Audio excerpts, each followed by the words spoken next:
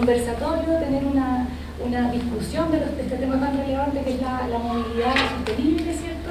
Y entendiendo también los desafíos que hoy día tiene nuestro país en términos económicos, sociales y medioambientales, entendiendo también las ambiciones que aspira Chile, ¿cierto?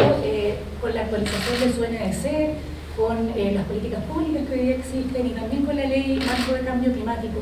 En ese sentido, entendiendo igual que el sector de transporte aporta aproximadamente un 25% de las emisiones de gases de efecto invernadero para Chile, preguntarle a Cristóbal, al subsecretario, ¿en qué etapa estamos hoy día en términos de electromovilidad y cuál sería el plan que tiene Chile a corto y mediano plazo y cómo se pretende también llegar a las regiones? Porque entendemos que hoy día está desarrollándose a nivel de la región metropolitana, pero ¿cómo se pretende llegar a las regiones? Por lo que hablabas tú, ¿no? De descentralizar. Sí. Sí, a ver, la electromovilidad tiene como dos grandes ámbitos, o como llamamos nosotros, que son el transporte público y los vehículos livianos, y también está la logística acercándose o dando sus primeros pasos en ese ámbito. En lo que es transporte público, yo creo que es lo que tenemos más desarrollado acá actualmente en Chile. Hubo en 2017 un impulso a partir del director de transporte público metropolitano de atreverse con los vehículos eléctricos, cuando nadie apostaba todavía o se veía como una tecnología bien lejana. En ese entonces se apostó por probar lo que significaba primero un bus eléctrico. Se trajeron los dos primeros buses eléctricos, más que nada como una suerte de piloto, pero también para ir despejando mitos, y afortunadamente esos mitos se despejaron de muy buena manera. Tanto así que durante el gobierno pasado se implementaron más de 800 buses eléctricos, que son los que hoy día estamos viendo que circulan en Santiago. Siempre estamos compitiendo con Bogotá, por ser la ciudad fuera de China con mayor cantidad de buses eléctricos en zona urbana. Ahora ya Bogotá nos pasó, tiene alrededor de 900 buses, pero en los nuevos contratos que se van a estar implementando a partir de enero del 2023 acá en Santiago vamos a sumar 1.100 buses eléctricos más, vamos a llegar a una flota de 1.700 buses aproximadamente, así que vamos a pasar a Bogotá largamente el próximo año. Y eso es un desafío tremendo, no solamente para nosotros como ministerio, sino también para los operadores. Obviamente la logística que tiene tener estos buses eléctricos, por ejemplo en temas de carga, en temas de utilización, en temas de autonomía, le impone a ellos ciertos desafíos que son nuevos. Todo el mundo sabe cómo funciona un vehículo diésel, pero un vehículo eléctrico tiene ciertas particularidades. Y eso hay que ir despejando ciertos mitos, y yo creo que los operadores también lo han entendido así, y también ven los beneficios que tiene la electromovilidad, no solamente por un tema de emisiones, ¿cierto?, que es lo que nos interesa a nosotros desde el punto de las políticas públicas, sino que también una reducción de costos en el largo plazo. Hoy día un vehículo eléctrico tiene un costo superior, prácticamente el doble de lo que es un bus a diésel, pero en el largo plazo los costos de operación también son bastante menores. El costo de la energía eléctrica es mucho menor a los precios que hoy día está comparativamente el diésel. Entonces, en el largo plazo hay un cierto ahorro que los operadores ya están internalizando. Y eso es súper bueno también porque no solamente estamos hablando de tecnologías limpias, sino que también de tecnologías más baratas. Ahora, ¿cómo hacemos eso y transferimos esa experiencia a regiones? Que yo creo que es como nuestro principal desafío como gobierno en estos 4 años. El sistema red de movilidad tiene un cierto peso y una cierta inercia que permite que uno avisore que esto se va a seguir desarrollando en los próximos años. Solamente por un tema inercial, ¿cierto?, vamos a ir completando la flota de 6.500 buses que son alrededor en red movilidad. Probablemente ya en un par de años tengamos la flota 100% eléctrica. No en este gobierno, obviamente, porque son transiciones que demoran, pero uno podría pensar que ya dentro de esta década vamos a completar esa flota. Pero cómo llevamos esa experiencia a regiones, yo creo que va a ser nuestro gran desafío. Como decía al principio, uno de nuestros sellos como gobierno es ser un gobierno descentralizador, o sea, pensar en las regiones.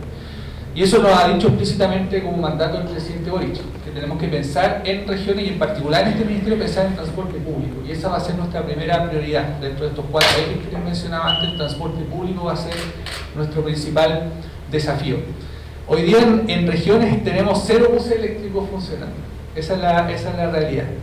Sin embargo, ya hay algunos proyectos que podrían ver la luz el próximo año, en el caso específico de Antofagasta, el caso específico de Valparaíso, que son electrocorredores. No estamos haciendo un cambio de flota dentro de lo que es el parque vehicular, tan relevante en términos de número, pero sí es relevante en términos de visibilidad de esta tecnología y de poder llevar una cierta equidad a las regiones comparativamente a lo que se ve en Santiago. Y ese va a ser nuestro principal desafío, pero no nos queremos quedar ahí. Queremos ir despejando mitos con los operadores de regiones donde la estructura de negocio es mucho más precaria que en Santiago. Acá tenemos empresas, ¿cierto? Los conductores tienen contratos de trabajo. En regiones uno podría decir que es como el Santiago de los 90, un sistema más bien parecido al de las micro amarillas, donde está muy atomizado, casi en la práctica es un empresario por bus, ¿cierto? Que se compra el bus, muchas veces el mismo empresario que maneja el bus. Entonces tenemos una estructura muy precaria empresarialmente y lo que tenemos que avanzar no solamente en recambiar el bus, sino que también en cambiar la estructura del transporte público. Y ese va a ser nuestro principal desafío, porque también uno podría decir, bueno, cambiemos un bus diésel por un bus eléctrico, pero si uno no cambia la estructura de negocios, si seguimos funcionando como micro amarillas, ¿cierto? Un empresario por bus, que los ingresos dependen de los boletos cortados, donde muchas veces no hay subsidio y por lo tanto no hay regulación detrás de eso, difícilmente vamos a poder hacer una transición hacia lo que puede ser un transporte público más inclusivo, más justo, más accesible. Entonces también no solamente el desafío es cambiar el bus por un bus eléctrico, sino que también formalizar la estructura empresarial. Tenemos distintos planes para regiones. Nos vamos a enfocar en las capitales regionales y en las capitales provinciales.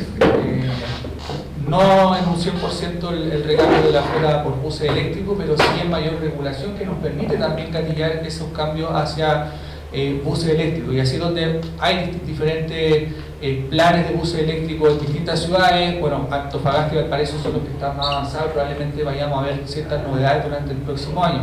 Pero durante estos 4 años hay otros proyectos también en otras capitales regionales, está La Serena, está Talca, Rancagua, Concepción. Entonces vamos a ir viendo esta aparición de diferentes electrocorredores y muchas veces sistemas completos. Ahí en algunos casos específicos, por ejemplo el caso de Arica, tenemos un buen proyecto ahí para cambiar el 100% de los buses a buses eléctricos en estos 4 años, que nos va a permitir cumplir las metas que decías tú justamente al inicio. Acá tenemos compromisos que hemos tomado como país a partir de los acuerdos de París, de la ley marco al cambio climático, y tenemos metas específicas también.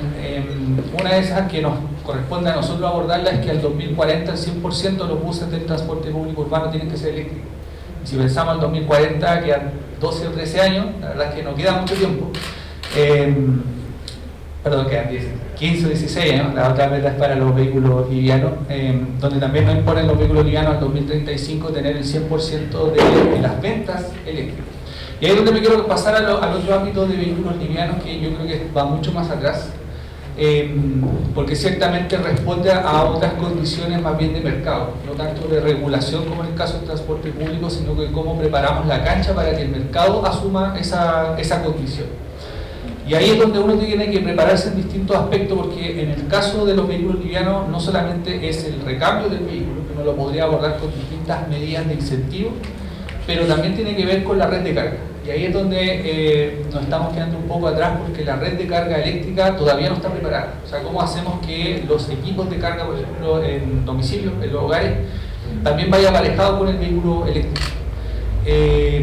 Y ese también es un desafío que lo estamos abordando de forma interinstitucional, con el Ministerio de Energía en particular y con la Agencia de Sostenibilidad Energética, que son dos instituciones que crean mucho conocimiento. Y la Agencia de Sostenibilidad Energética en particular es una herramienta, un vehículo que tiene el Estado, que es muy útil para implementar pilotos.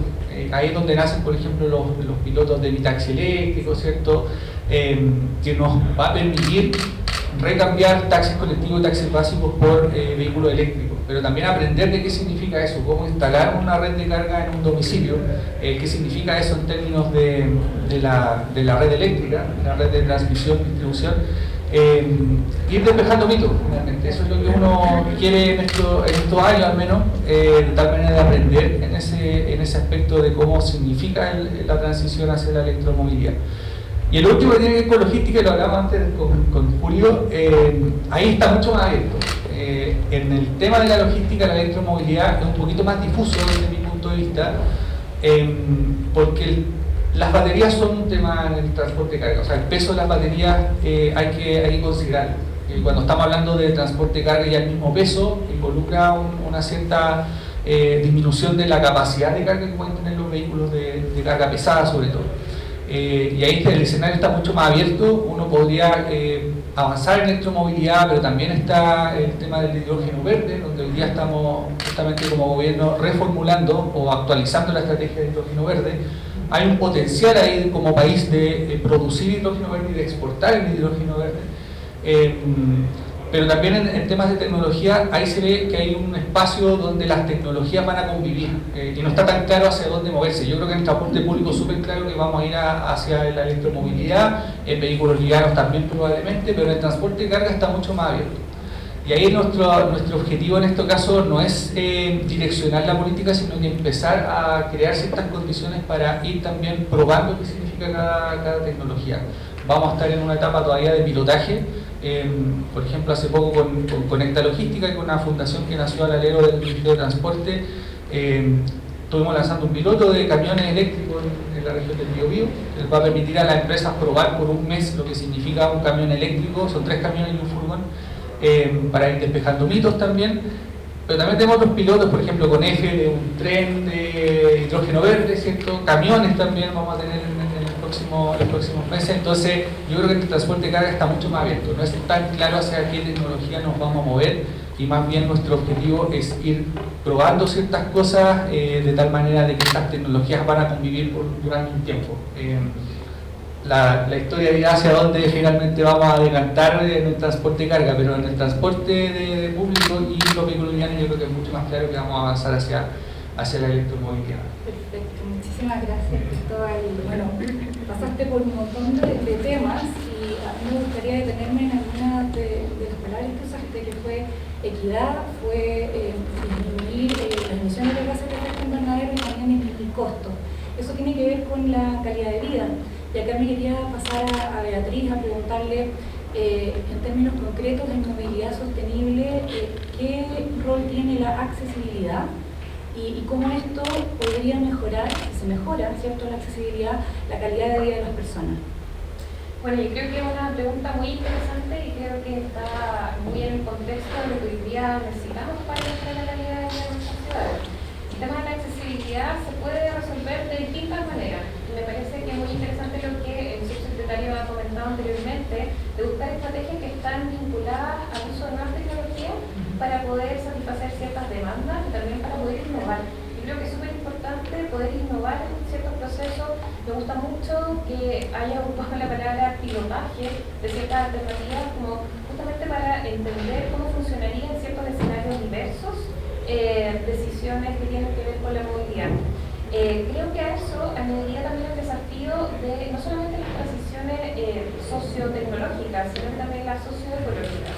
Entonces, entender que varias de estas decisiones que se van a tomar en términos de la movilidad, la logística, incluso en la construcción de infraestructura, hay varios elementos que tienen que ver con dimensiones que van más allá incluso de la movilidad. Hoy día en el escenario de cambio climático, y bueno, ya hemos mencionado varias de estas medidas que tienen que ver con la reducción de emisiones, reducción de gases de efecto invernadero, pero también ver cómo el sistema está funcionando con disrupciones que pueden ser directas como efecto del cambio climático en los siguientes años, y también disrupciones indirectas. Por ejemplo, justamente al uso de las tecnologías eléctricas. Entonces yo creo que, volviendo un poco a tu pregunta, creo que es interesante el tema de la accesibilidad porque nos lleva a una dimensión mucho más humana y probablemente más hasta casera, en el fondo, que es como la movilidad de las personas que en el día a día se mueven en la ciudad para llegar a sus trabajos, a sus actividades principales, y una de las maneras de resguardar esta accesibilidad es justamente a través del transporte público. Entonces a mí me parece que poner la ficha en mejorar las condiciones de transporte público para las personas es fundamental. Y acá se suma este otro elemento que en general la cadena lo llamamos esta primera y última milla, que son estos 5 o 10 minutos donde todos pasamos de estar adentro de la casa a ser peatones para poder acceder al paradero de bus, y luego nos subimos al siguiente modo de transporte, que sería en este caso el bus o el metro o cualquiera de los otros sistemas que estemos ocupando. Y en esa primera y última milla creo que es interesante explorar con mayor interés, sobre todo, el tema de la cicloinclusión. cómo a través de los ciclos, y no solamente a través de la bicicleta, sino que varios otros formatos de bicicletas que van cumpliendo distintos roles y que en el fondo van aproximando a la gente también a poder utilizar la bicicleta en distintas circunstancias, podemos ocuparla para poder recobrar esta primera y última milla de la manera más sostenible y también más eficiente para las personas. Creo que tanto transporte público como enfocarnos en movilidad activa, que corresponde tanto a la caminabilidad como a la cicloactividad, creo que son fundamentales para poder acercarnos a una mejora en términos de accesibilidad para las personas. Perfecto. Interesante ver lo que mencionas, y sería también interesante que luego pasemos a conversar a dónde están apuntando las políticas públicas para llegar a abordar esa accesibilidad de la que tú estás mencionando, los distintos modos de transporte que existen hoy en día que apuntan a la movilidad sostenible. Una de las cuestiones que mencionó Cristóbal tiene que ver con el transporte de carga. También mencionaste hidrógeno verde y electromovilidad asociado al transporte de carga. Y aquí me gustaría pasar a Julio a consultarle cómo ha avanzado, cómo ves tú que ha avanzado la eficiencia energética en temas de transporte de carga, y si nos pudiese también mencionar cuál es el rol que ha cumplido este programa Giro Limpio, en el que entiendo ustedes participaron como centro de transporte y logística en la universidad. Sí, bueno, buenos días a todos. Primero, el contexto, muy feliz del lanzamiento de este acuerdo. La mirada de ciudad es fundamental por los desafíos que planteaba el decano, de que, bueno, la tendencia a vivir en las zonas urbanas y esto es creciente, ¿no? Con todos los desafíos que tiene. Nosotros como centro de transporte y logística vamos a seguir poniendo un dedo en la llaga. Las ciudades se piensan para la movilidad de las personas, como hemos escuchado acá, con mucho más énfasis, metros cuadrados de áreas verdes, densidad poblacional, pero se olvida de que las ciudades deben ser abastecidas. De que todo lo que podamos ver en nuestro alrededor, en algún minuto, todo estuvo arriba de un camión. Y que los patrones de consumo que estamos teniendo son cada vez más intensivos en esta movilidad de mercancías y de abastecimiento, lo cual supone un desafío que no está integrado generalmente en la mirada, y esto es un fenómeno global, salvo aquellos países muy desarrollados que tienen políticas de desarrollo urbano integradas hace muchísimos años, pero en Latinoamérica prácticamente no se entiende, nadie sabe cómo se mueve la carga, por dónde se mueve la carga peligrosa, con qué patrones, cómo para a partir de ahí empezar a diseñar políticas públicas. Así que un primer entusiasmo nuestro de un centro que mire la ciudad de manera integral es poder invitar a eso. En eso están las políticas públicas. Ciertamente la principal fuente móvil de contaminación en una ciudad como Santiago son los camiones que realizan algún tipo de operaciones logísticas. Hace muchos años dejaron de ser los micros amarillos, desde que desaparecieron. Y lo que hace el transporte de carga también es sostener un cierto estilo de vida, unos ciertos patrones de consumo que estamos teniendo y que también son muy inconscientes del impacto ambiental que tienen. Respecto al vehículo mismo, que es solo un eslabón de toda esta lógica contaminante, pero que también, si nos enfocamos solo en los aspectos negativos, la externalidad negativa, yo creo que el análisis también es parcial. Todos estos camiones también sostienen, como decía, el comercio, la economía, una ciudad con mejor logística, una ciudad que también aporta la calidad de vida a las personas. Los precios bajan, hay más variedad de servicios de abastecimiento, tanto para los comercios, las industrias, como las personas. Pero enfocándonos en los proyectos de reducción de emisiones en el propio camión, bueno, hay un programa que nació por iniciativa de la Universidad Andrés Bello, que se llama Giro Limpio, fue financiado por el Fondo Público de Corfo, Bienes Públicos para la Competitividad, apoyado por la Transforma Logística y el Programa de Desarrollo Logístico del Ministerio de Transporte, y que después de los años lo desarrollamos, lo implementamos y quedó radicado en la Agencia de Sostenibilidad Energética, y comparto con el subsecretario del tremendo rol que ha cumplido la Agencia de Sostenibilidad Energética en ese tipo de programas. Giro Limpio es un programa público, pero que invita a las empresas que reducen sus emisiones a obtener algún tipo de certificación. Y es muy interesante ese programa porque asocia al generador de carga y al transportista. El generador de carga, como puede ser, qué sé yo, Falabella, Cemento Melón, invita a sus transportistas a reducir sus emisiones, y si él opera con la mitad de su flota o más de estos transportistas que reducen sus emisiones con una serie de políticas de buenas prácticas, este propio generador de carga le puede decir a sus clientes que él tiene está en un camino de descarbonizar su transporte de carga. Ahí hay una política pública que se ha consolidado, que afortunadamente después de un tiempo público ha tenido continuidad, encontró un lugar en el Estado para desplegarse y ha ido creciendo de manera muy interesante y muy entusiasmante. Otras políticas públicas que están sucediendo tienen que ver con los estándares de eficiencia energética que se están definiendo para vehículos livianos, medianos, y hay una gran reflexión que hay que hacer con los vehículos pesados. No se pueden aplicar las mismas políticas que en los demás segmentos, y nosotros desde el Centro de Transporte tenemos un laboratorio que se llama de validación tecnológica, en donde lo que hacemos precisamente es el monitoreo, validamos y una validación tecnológica local. Chile somos tomadores de tecnología, no somos desarrolladores, por lo tanto los estándares que tienen las tecnologías en otros mercados, en otras geografías, en otros climas, otros conductores, otras dinámicas de comercio, pensando en la logística, no necesariamente aplican en Chile. Y esa validación tecnológica local que le quite incertidumbre y riesgo al tomador de decisiones que invierte en esta flota, nosotros lo consideramos fundamental y uno de los roles de la academia para ello. Hemos desarrollado más de 18 pruebas de terreno, de campo, con componentes que ahorran combustible. En la eficiencia energética hay un gran camino, la transición energética es una, pero estamos consumiendo energía hoy, y si no hacemos nada con ese consumo energético, esas emisiones se acumulan y por tanto nos hacen más difícil cumplir los objetivos de combate al cambio climático. Esa es la mirada que tenemos desde el centro en lo que tú me preguntas, de cómo ir avanzando en esta transición energética y cuáles son los viajes que tenemos. Muchas gracias, Julio. Muy interesante, y vamos a volver al tema académico y de investigación, que me parece sumamente relevante, sobre todo en el marco del convenio que se acaba de firmar. Pero antes quisiera hacerles una pregunta que me gustaría partir con Cristóbal, pero es para los tres, que tiene que ver con cuáles son las brechas que hoy día se perciben en términos de políticas públicas, de marco normativo, pero sobre todo estrategias de financiamiento para poder impulsar la movilidad sostenible en nuestro país. Es una gran pregunta que es bastante amplia para harto. Sobre todo el tema de financiamiento, que al final siempre son recursos escasos, así que uno desde el punto de vista de la autoridad hay que cuadrar el círculo con respecto a eso.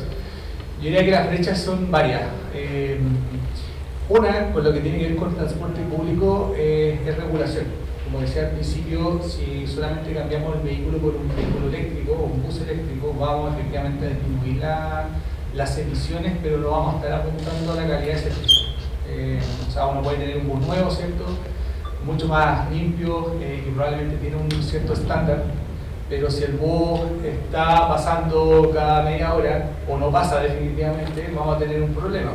Igual va a preferir el automóvil si es que no tenemos una regulación que haga que el bus pase donde debe pasar, ya sea cada 5 minutos, cada 10 minutos.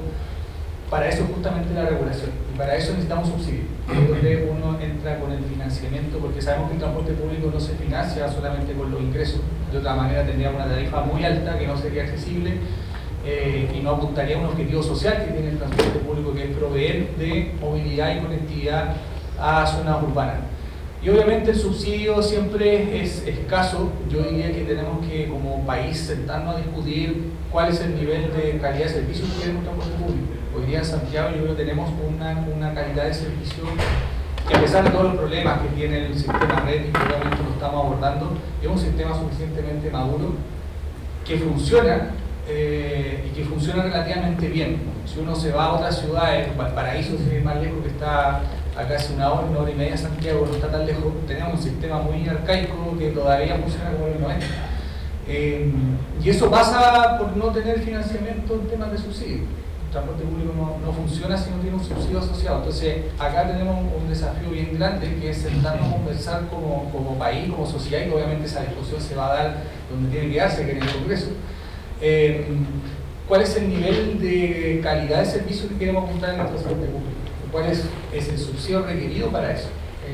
Porque hay que tener en cuenta que el transporte público de buena calidad cuesta dinero, cuesta plata.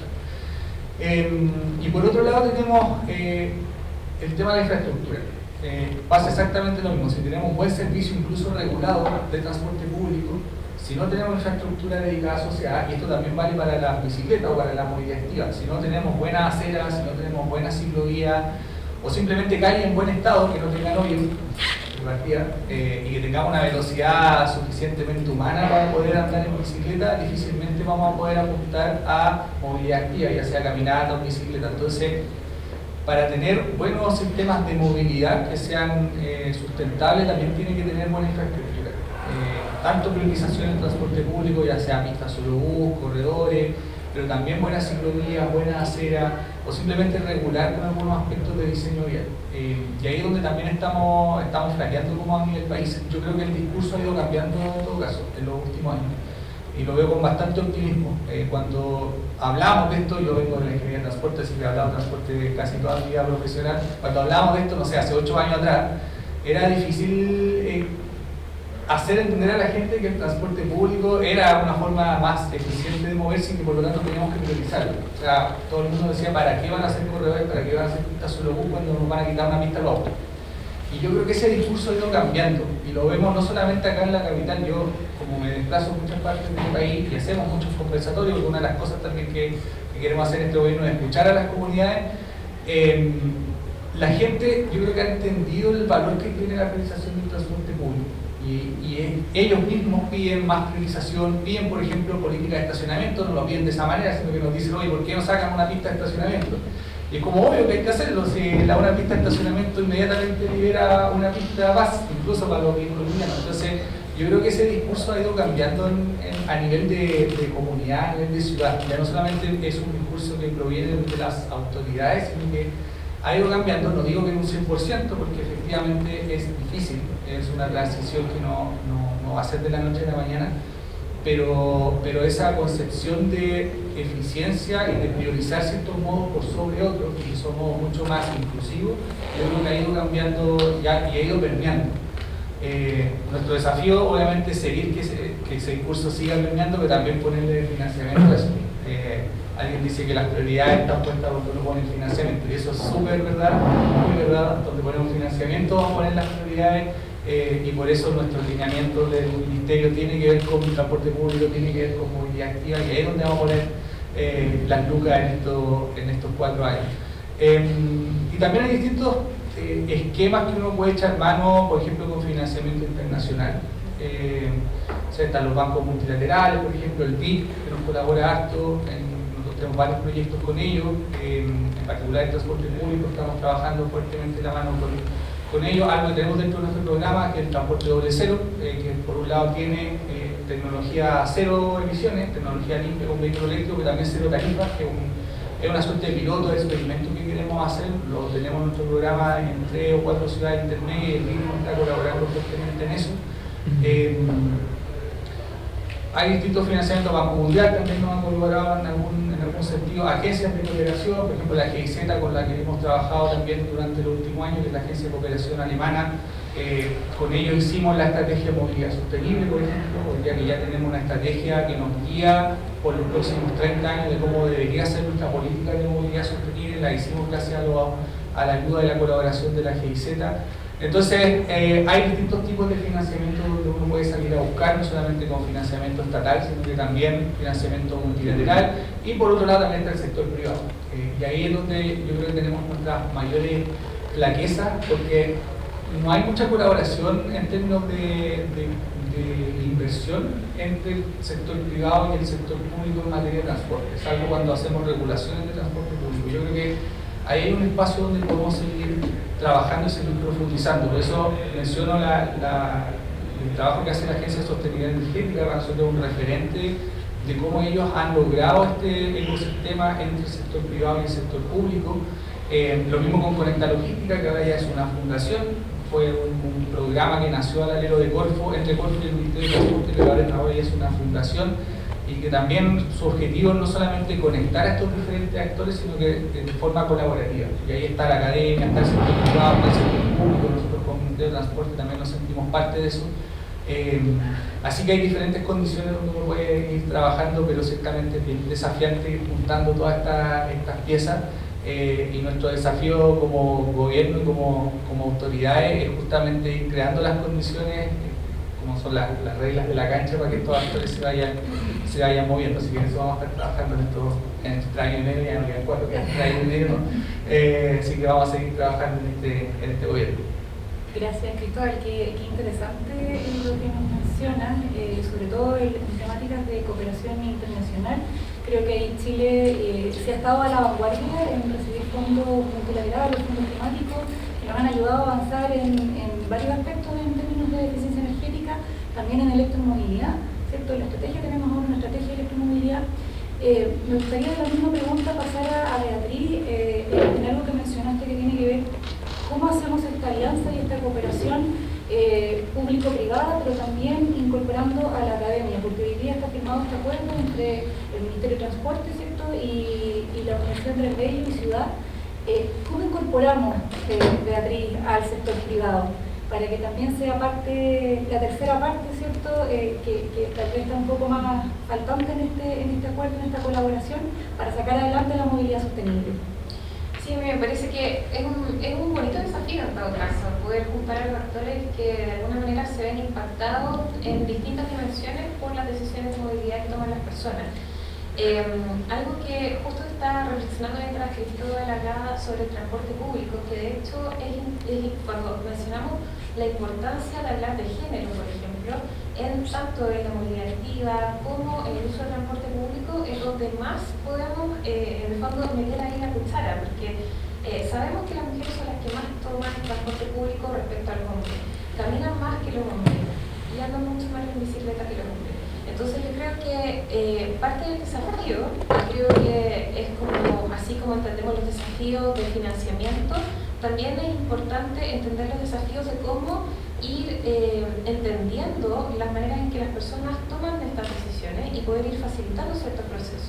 Yo creo que es súper importante en ese sentido poder y probablemente la academia en ese sentido facilita mucho ciertos procesos, es poder ser facilitadores y moderadores de lo que está pasando en torno a la ciudadanía. Entonces, ir pilotaje, ir entendiendo casos de estudio, ir entendiendo comunas específicas, ciertos barrios, decisiones que son a nivel local, que de alguna manera hay localidades y hay agrupaciones que están buscando financiamiento, que están buscando tener algún contacto con el aparato público, y ahí yo creo que la academia puede generar ciertos vínculos. Hoy día desde Ciudad nosotros lo estamos haciendo, con varios municipios estamos trabajando en conjunto para poder encontrar ciertas soluciones específicas que están asociadas a problemáticas en territorios específicos, que yo sé que muchas veces esa misma problemática se da en varias otras municipalidades, en varios otros territorios, pero cuando ejemplificamos en ese municipio en particular qué es lo que está pasando y ponemos rostro, y también hablamos con la junta de vecinos y probablemente con el colegio o con la sociedad o con la agrupación de la sociedad civil que está involucrada en esos procesos, también le ponemos un rostro distinto a la problemática. Yo creo que en eso la academia puede colaborar mucho. Creo también que a mí hay algo que me carga cuando dicen, pero eso es la academia, eso es como otro mundo, como que no es el mundo real. No, la verdad es que la academia bien hecha tiene que tener puestas las dos patas, no solamente una pata, las dos patas en la realidad. Y hay ciertos temas que hoy día están siendo muy explorados desde la academia, que tienen que ver, por ejemplo, con los vínculos entre la movilidad y otras dimensiones, que la manera en que se han resuelto en Chile en los años anteriores tienden a ser resueltos de una manera muy centralizada. Hoy día, por ejemplo, vemos que la movilidad se asocia muy fuertemente a temas de seguridad pública, de seguridad personal, de seguridad vial, pero también de seguridad pública. Yo creo que ahí la academia permite generar ciertos vínculos y genera un cierto engranaje que puede traer consigo al sector privado y al sector público. Pasa lo mismo con el tema de la salud. Hoy día con la pandemia fue mucho más evidente, porque la salud urbana pasó a ser un tema que estaba muy fuertemente puesto en la mesa para el conversatorio. Pero no olvidemos que la salud ha estado históricamente separada de las decisiones de movilidad en nuestro país. Y yo creo que hoy día el desafío de poder incorporar estos parámetros de sostenibilidad, mirar para afuera, mirar estos referentes, también implica que nosotros podamos complejizar la manera en que estamos tomando las decisiones respecto a la movilidad. Entonces mencioné seguridad, pero también está la salud. Entonces, ¿cómo generamos decisiones de movilidad que estén basadas en las mejoras de salud de las personas? Y en eso está perfectamente alineada con la estrategia de transporte activo o de movilidad activa. Entonces yo creo que la academia tiene un rol fundamental porque nos permite abrir problemáticas, abrir nichos de solución también, y creo que además nos permite vincularnos con los territorios. Y a mí me parece que eso es fundamental, porque muchas veces para las personas que tienen los problemas de movilidad se les hace difícil entender cómo funcionan las estructuras gubernamentales, cómo funcionan los procesos, cómo funcionan las medidas de financiamiento, incluso la institucionalidad. El otro día mirando, por ejemplo, cuáles podrían ser las soluciones para movilidad activa con enfoque de género, la verdad es que tenemos que pasar por distintas institucionalidades, cada una con una estrategia, porque tiene que ver con distintas layers, en el fondo con distintas capas de gobernabilidad. Entonces, son los municipios, es el gobierno regional y luego desde la administración central cómo se están encontrando ciertas soluciones. La academia y este tipo de centros de investigación yo creo que tratan de poner sobre la mesa los temas, pero al mismo tiempo tratar de encontrar soluciones conjuntas. Y yo creo que ese es uno de los grandes desafíos que al menos yo sí voy a tener. Muchas gracias, Beatriz. Interesante lo que mencionas, sobre todo de apuntar al nivel de qué es lo que hoy día la comunidad necesita, ¿cierto? Porque llegar al nivel local es bastante complejo si uno piensa que las decisiones a nivel central tienen que pasar por varios marcos regulatorios, por varias etapas, ¿cierto? Puede ser una ley, puede pasar por una política, luego por una estrategia, por un plan de acción, y del plan de acción recién puedes tal vez desagregarlo para poder llegar al nivel local donde efectivamente se va a poner en práctica. Entonces, tener este acercamiento a las comunidades y poder escuchar su voz y decir, ok, acá está una situación que queremos mejorar y poder transmitirla, creo que es un trabajo súper interesante y te deseo el mejor de los éxitos en esa cruzada, ¿no? Que es difícil, pero hoy día, en el marco de este convenio que se firmó y también desde el lanzamiento del Centro Ciudad, yo creo que están las herramientas como para poder iniciar ese trabajo.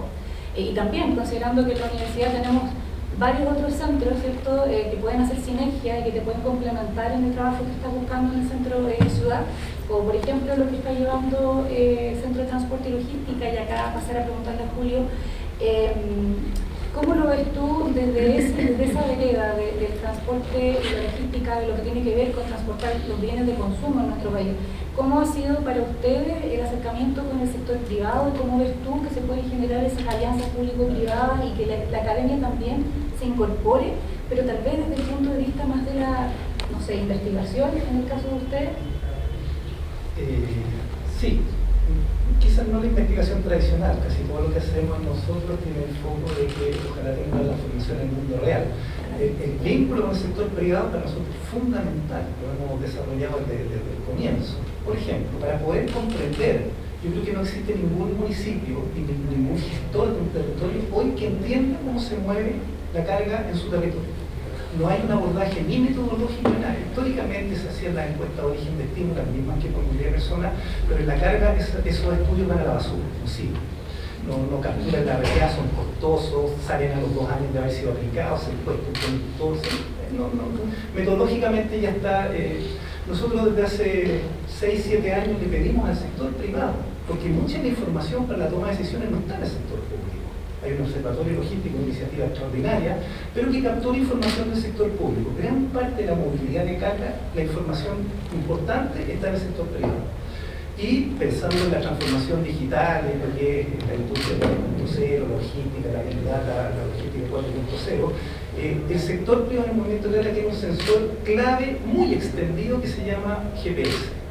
Nosotros desde hace 6 años empezamos a decirle a las empresas proveedoras de servicios GPS, que tenemos acuerdos con ellas, y muchos gestores de flota, antes de votar esa información cuesta mantener información almacenada, se votaba al año, pásame esa basura.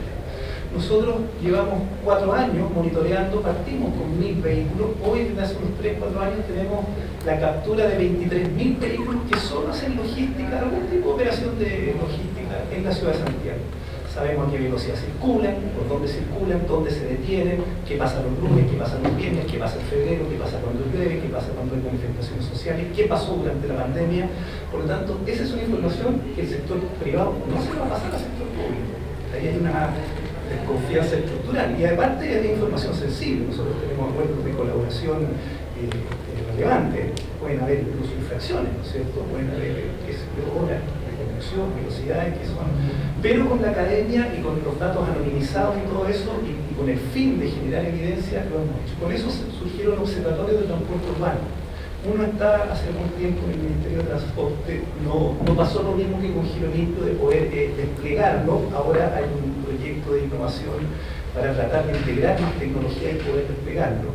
La Cámara de Comercio nos pidió por este mismo abordaje un observatorio para el comercio electrónico.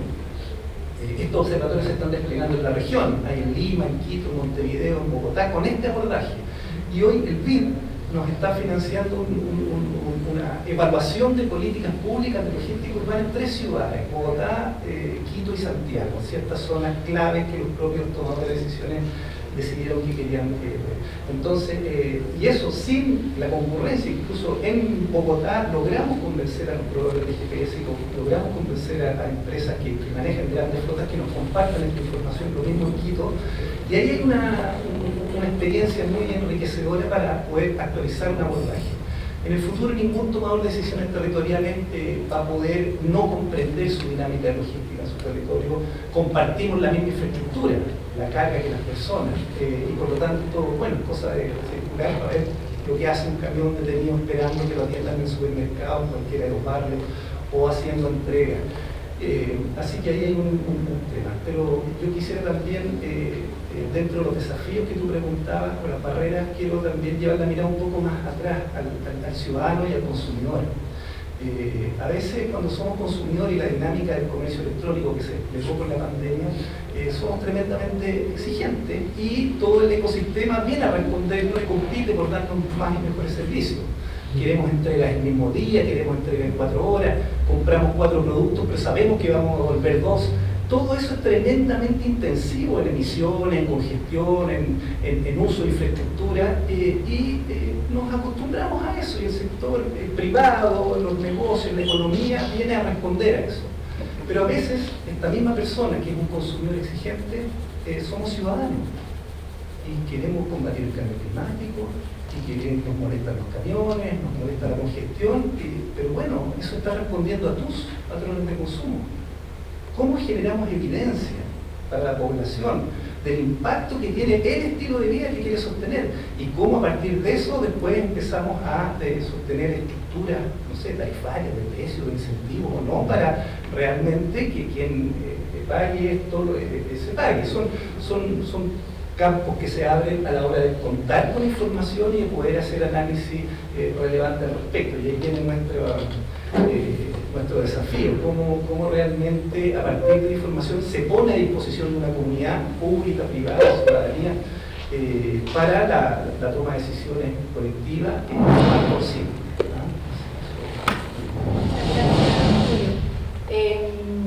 Relevante lo que mencionas de actuar tal vez como un articulador, la academia de actuar como un articulador entre la vereda del sector privado y la del sector público. Creo que ahí también hay más trabajo que hacer, ¿no? Que queda trabajo por hacer. Me gustaría pasar a tal vez un último tema que a mi modo de ver es muy relevante, no solo en temáticas de movilidad sostenible, sino en general en el desarrollo sostenible de nuestro país y en el mundo, que tiene que ver con la educación. Educación, innovación, desarrollo. Cristóbal, ¿cómo aprecias tú, qué te parece hoy día la importancia primero de incorporar contenidos de desarrollo sostenible que apunten a movilidad sostenible desde edades tempranas en la educación, y no solo ahí, detenernos ahí, sino también pasar a educación universitaria, donde estos contenidos, estos programas educacionales puedan transmitir estos conocimientos a los alumnos y alumnas que tenemos hoy día en el sistema educacional de nuestro país? Me parece muy importante el tema de la educación. Yo creo que se puede abordar de distintos ámbitos. En lo que es educación temprana, Yo creo que hemos hecho un trabajo intensivo en lo que es, por ejemplo, seguridad vial. Tenemos un programa Embajadores de la Seguridad Vial que apunta justamente a preescolares y también a alumnos de básica, donde se les enseñan algunos elementos de seguridad vial, la ley del tránsito, todo eso. Y lo que hemos visto, al menos en la evidencia, es que esos conocimientos después se traspasan también a los papás y mamás. Entonces hay un buen vínculo y un buen vehículo para poder reforzar ciertos elementos que a lo mejor los papás y mamás se le han olvidado porque han ido aprendiendo de mala manera en el tiempo en que son conductores y conductoras, pero ahí hay un programa que apunta justamente en ese sentido, que puedan tener nociones de seguridad vial, pero yo creo que también lo aprovechamos, de hecho lo hacemos, de incorporar algunos elementos de movilidad sostenible, o sea, indicarles, por ejemplo, que el transporte público, la caminata, la bicicleta, pueden hacer una ciudad mucho más amable, una ciudad a escala humana, y esos contenidos se les van traspasando también a los niños. Ojalá también en los niños, niñas y adolescentes se los puedan traspasar a sus papás y mamás. Y en lo que es, yo diría, más bien la educación universitaria, afortunadamente hemos entendido que el transporte es multidisciplinar. Antiguamente se veía mucho desde el punto de vista de la ingeniería, y yo viniendo de ahí lo sé, lo conozco porque sabía que el transporte tenía una componente muy fuerte de ingeniería y tenía como ese foco exclusivo, pero yo creo que hemos ido aprendiendo que es multidisciplinar, porque acá no solamente estamos hablando de mover gente o mover bienes, sino que cómo se mueven esos bienes, cómo se mueven esas personas. Entonces ahí es donde la academia ha integrado distintas disciplinas, por ejemplo la arquitectura, por ejemplo la sociología, la psicología también. Entonces se han ido conformando equipos cada vez más multidisciplinares y ya sabemos que el transporte no solamente se trabaja desde la ingeniería. Y eso a nosotros los ingenieros nos ha costado un poco asimilarlo también, porque tiene que ser una disciplina muy cerrada y si no nos hablan con números no entendemos.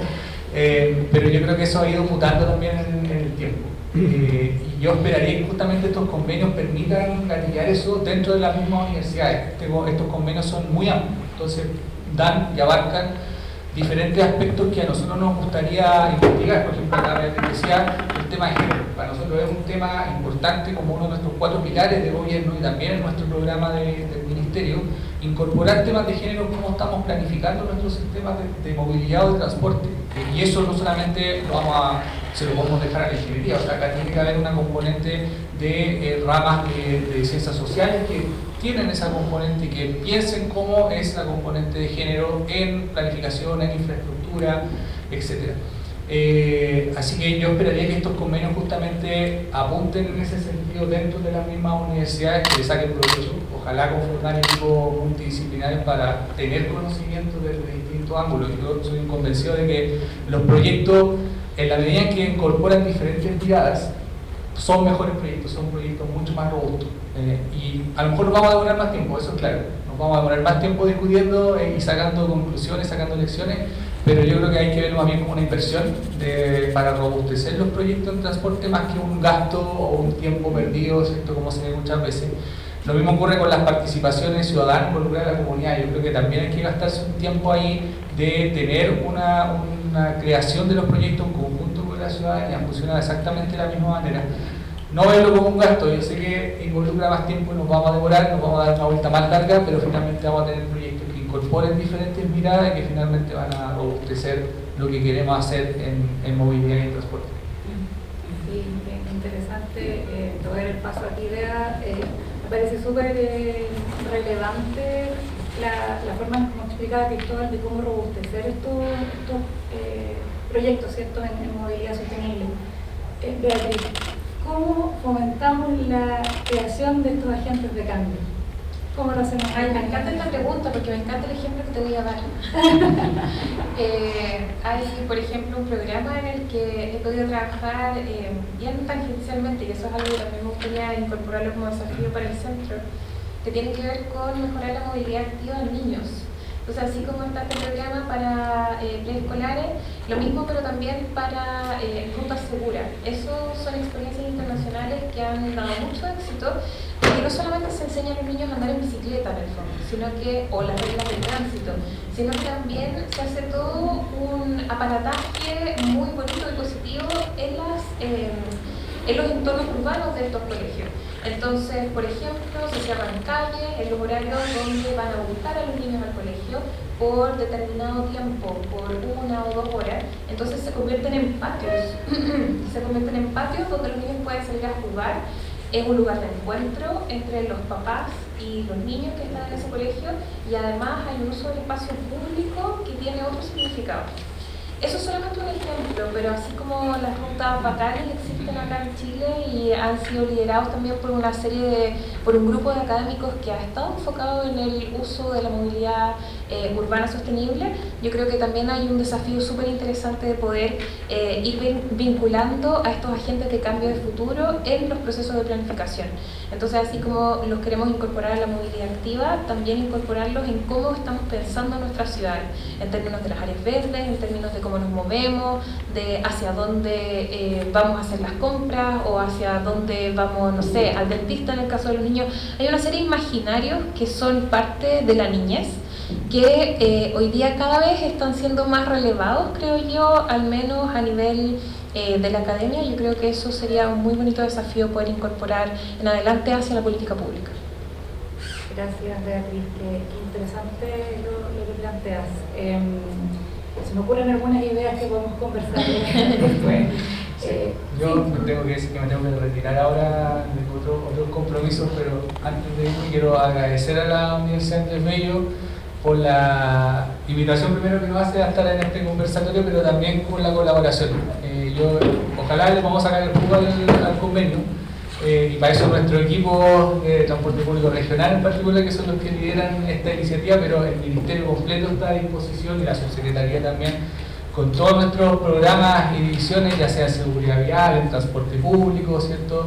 De cualquier tipo de lo que nosotros hagamos, logística también, que el programa está disponible para poder colaborar. Así que el convenio es bastante amplio, da para muchos temas, muchas cosas, y ojalá podamos seguir colaborando. Y como dije al principio, no solamente entre ustedes y nosotros como subsecretaría, sino que también entre las otras universidades que también forman parte de estos distintos convenios. Hay muchas universidades en regiones que están interesadas, así que ya nosotros, como somos un gobierno regionalista, también nos interesa levantar evidencia desde las regiones. Así que lo invito a sacarle el jugo a este convenio, ojalá podamos seguir colaborando. Así que muchas gracias, que tengan buen día.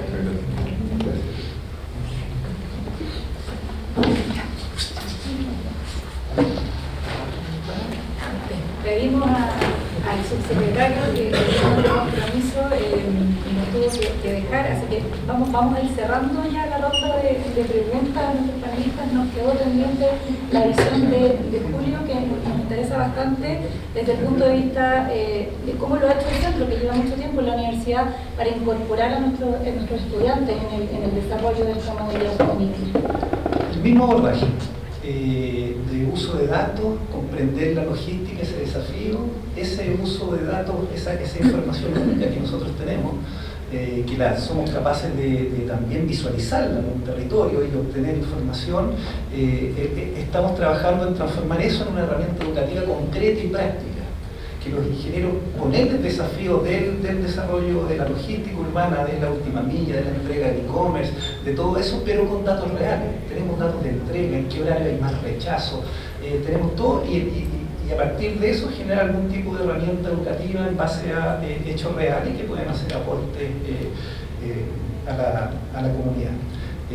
Eso en términos de eso, pero también quisiera dejar una cosa. Hemos hablado de sostenibilidad y esencialmente estamos como reduciendo gases de efecto invernadero, el impacto ambiental. Yo creo que la dimensión social en el transporte de carga esencialmente está bastante postergada, y ahí hay una problemática importantísima que tiene que ver con los conductores y sus condiciones en las cuales ejecutan sus servicios. Hoy, al alero de la economía colaborativa, tenemos miles de personas que día a día están en las calles, en sus vehículos, en sus motos, en todo, generando una actividad de comercio. Ya no es un operador logístico, son las personas, al alero de las plataformas, que operan en unas calles que no tienen condiciones, y lo mismo pasa en la larga distancia, en los camioneros, no existen las condiciones. Últimamente nos espantaban como los micreros de las micro amarillas no tenían condiciones higiénicas básicas, ni alimentación, ni descanso, que todo se traduce también en mayor accidentalidad, y ahí hay un foco que también nos gustaría abordar, un poco como un paréntesis adicional, que yo pero que tenemos que empezar a acostumbrarnos, que hay una dimensión también en ese aspecto social ahí operando que está un poco invisibilizada. Muchas gracias, Julio. Me gustaría, para cerrar y pedirles a ustedes sus palabras de cierre, también preguntar a la audiencia si es que hay alguna consulta para nuestros panelistas de este tema tan interesante, tan relevante. Si tienen alguna duda. Yo tenía una más bien para el subsecretario, pero se me fue. Que tiene que ver básicamente con las tecnologías faltantes. Yo encuentro que hemos estado conversando mucho últimamente sobre la sustitución de la materia energética del transporte, o sea, la electromovilidad, pero no hemos discutido suficiente sobre cómo completamos, cosa que yo creo que es una tarea pendiente, la escalera completa, desde el peatón, ¿no es cierto?, al supertransporte. Yo en particular veo que hay una tecnología faltante, que es la del tranvía, que se lleva discutiendo en Chile durante al menos 20 años, con proyectos concretos, con estudios, con apariciones en la prensa, con comunidades entusiasmadas de que lleguen esos tranvías a sus respectivas localidades, con ejemplos internacionales súper abundantes sobre la capacidad de transformación de usuarios del transporte privado al sistema de transporte público que tienen, sobre evidencia interesante en términos de la capacidad de transformar el espacio de la ciudad, porque van en superficie, porque exigen naturalmente adecuaciones, y por todo eso que suena muy bonito, muy maravilloso, y ciudades de tamaño intermedio o grande intermedio, digamos, Antofagasta, etcétera, que esperan su tranvía hace mucho tiempo. Pero por otro lado hay una especie de rumor, de comentario de pasillo, de que habría prácticamente un bloqueo de parte de ciertos evaluadores para la incorporación de tecnologías como esa. O eventualmente que nuestro sistema de evaluación de nuevos proyectos prácticamente era inviable un tipo de proyectos como ese, porque en la medida en que solamente considera el problema del transporte y no las consecuencias sobre la ciudad, es imposible que un proyecto como ese dé. ¿Qué opinión tienes sobre eso? Aunque, como les digo, era una pregunta obviamente para el subsecretario. Y solamente un pequeño comentario al margen sobre educación. Hace 20 años atrás me tocó en Europa asistir, estábamos viendo proyectos de arquitectura de distintas categorías. Fuimos a ver educación básica, colegio de educación básica. No recuerdo si era parvulario o básica, pero chicos, estoy hablando de niños allá. Que en el patio, lo vimos 10, 20 ejemplos, o sea, era así. En el patio tenían modelada una ciudad como de juguete, pero grande, un patio como el porte nuestro. Y los niños en una determinada hora de clase a la semana, o varias, aprendían a moverse en la ciudad, ese era el ejercicio. Entonces había unos niñitos que caminaban, otros niñitos que andaban en bicicleta, otros niñitos que se subían a una simulación de bus y pasaban cosas, entonces de repente había emergencia, aparecía una ambulancia, o salían los niños del colegio, y todo eso se escenificaba para que los niños de esa edad entendieran cómo moverse, cómo disminuir los riesgos, qué modos de transporte preferir por sobre otros, etc. La verdad es que era emocionante ver una cosa así. Y yo creo que hasta que no lleguemos a una cosa de esa naturaleza, de verdad no vamos a estar cumpliendo nuestra meta de educación de la población en términos de movilidad y eso. Perdón, la pregunta era la primera, sobre la nueva tecnología del. Sí, mire, yo creo que la pregunta es súper interesante porque no corresponde ni siquiera solo al Ministerio de Transporte responderla. Tiene que ver con el Ministerio de Desarrollo Social y la manera en que nosotros estamos evaluando los proyectos de infraestructura de transporte y así de varios otros tipos y varias otras dimensiones. Entonces, efectivamente, una manera de medir los proyectos que está basada en el costo-beneficio y ese beneficio está basado en el tiempo que la gente se ahorra. Claro, va a ser muy difícil poder abordar un proyecto tan complejo, tan bonito, pero tan complejo como el tranvía. Ahora, yo sí creo que han existido ciertos esfuerzos por modificar la manera en que se evalúan al menos los proyectos de transporte, sobre todo los proyectos que tienden a ser más complejos en el sentido de que abordan muchos más actores, por ejemplo, distintos municipios, un poco lo que pasó con el proyecto Nueva Alameda Providencia, que también fue fuertemente cuestionado y que entró, que salió, que entró, que entró. Evidentemente, este tema de cómo construimos infraestructura de movilidad que que tienen ciertas condiciones que nos permiten una serie de otras cosas, atributos de cambios en el entorno urbano, pero que también nos permiten un cierto nitty-gritty que no tienen otros proyectos. Yo creo que es interesante ahí ir buscando otros modelos que sí han sido ocupados en otros contextos, por ejemplo los análisis multicriterio, multiactor, multicriterio, y esos tienden a ser más holísticos, son más lentos, de alguna manera hay ciertas decisiones políticas de tender a apoyar ese tipo de evaluaciones por sobre las existentes que son en el fondo más conservadoras en la manera en que se miden los beneficios de un proyecto de transporte, y yo creo que esa es la dirección correcta de avanzar. Un tranvía podría funcionar muy bien en varios contextos, y tú mencionaste un par, mencionaste Antofagasta, hay varios proyectos de tranvía que están funcionando o que han sido al menos trazados en la ciudad de Santiago y en varias otras ciudades de Chile. Entonces hay que ver la manera en que ese tipo de proyectos se transforman en proyectos híbridos y que pueden también, por ejemplo, contener una línea de bus y no solamente el tranvía, que también son experiencias que existen en otros lados. Eso creo yo que es parte como del desafío.